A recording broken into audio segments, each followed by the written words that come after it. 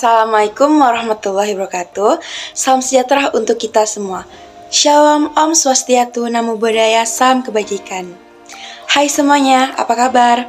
Perkenalkan, nama saya Anggia Sagita dengan nomor induk mahasiswa 2105020005.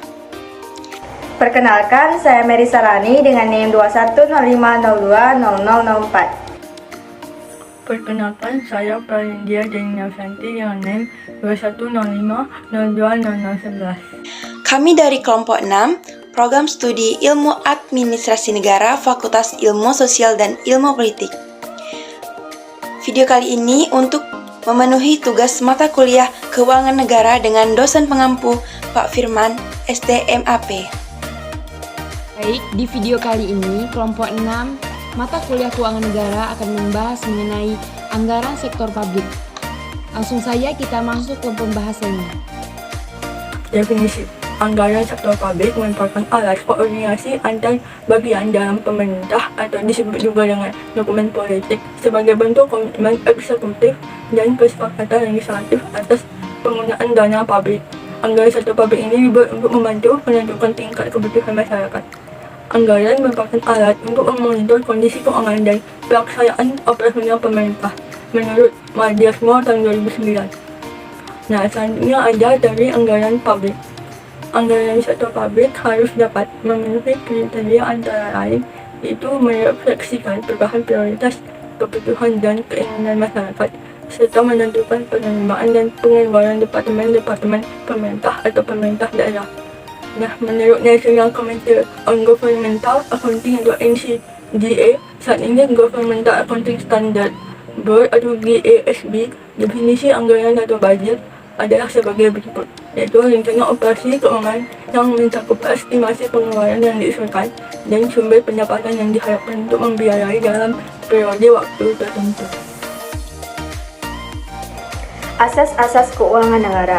Dalam rangka mendukung terwujudnya good governance dalam penyelenggaraan negara, pengelola keuangan negara perlu diselenggarakan secara profesional, terbuka dan bertanggung jawab sesuai dengan aturan pokok yang telah ditetapkan dalam Undang-Undang Dasar 1945.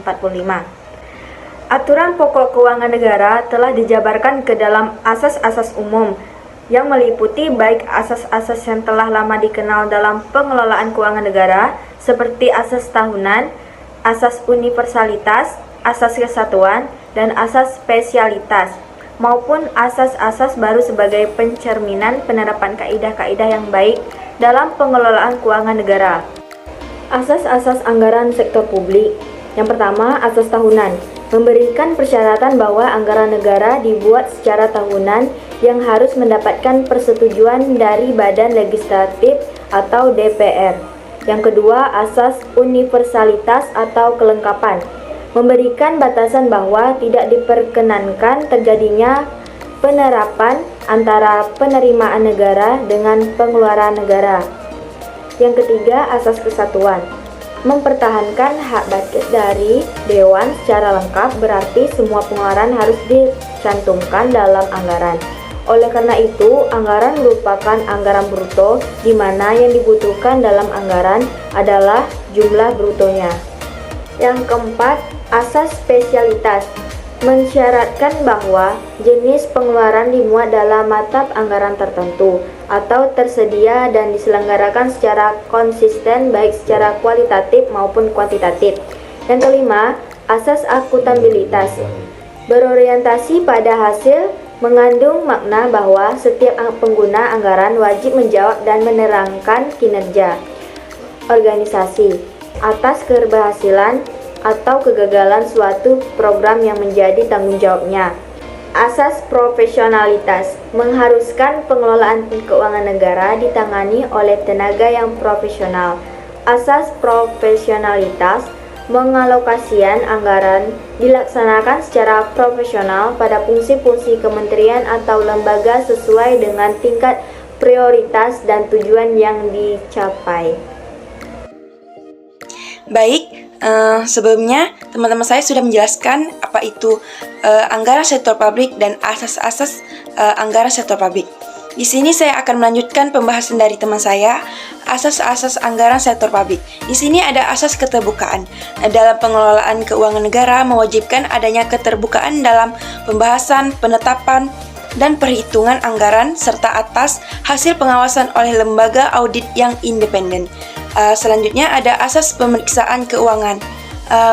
Asas pemeriksaan keuangan ini adalah badan pemeriksa yang bebas dan mandiri, memberi kewenangan lebih besar pada beban pemeriksa keuangan untuk melaksanakan pemeriksaan atas pengelolaan keuangan negara secara objektif dan independen. Jadi, asas-asas anggaran sektor publik itu tersebut diperlukan guna untuk menjamin terselenggaranya prinsip-prinsip pemerintah daerah.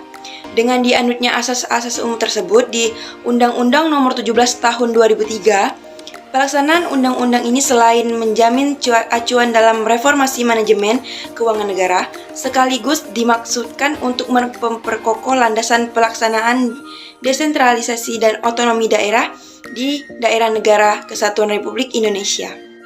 Baik, dari anggaran sektor publik yang sudah kami jelaskan dan teman-teman saya jelaskan, kesimpulannya itu adalah anggaran publik merupakan proses yang sangat penting bagi suatu di bidang anggaran publik.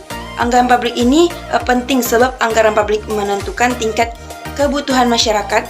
Anggaran juga merupakan instrumen kebijakan pemerintah untuk mempengaruhi keadaan ekonomi melalui pengeluaran.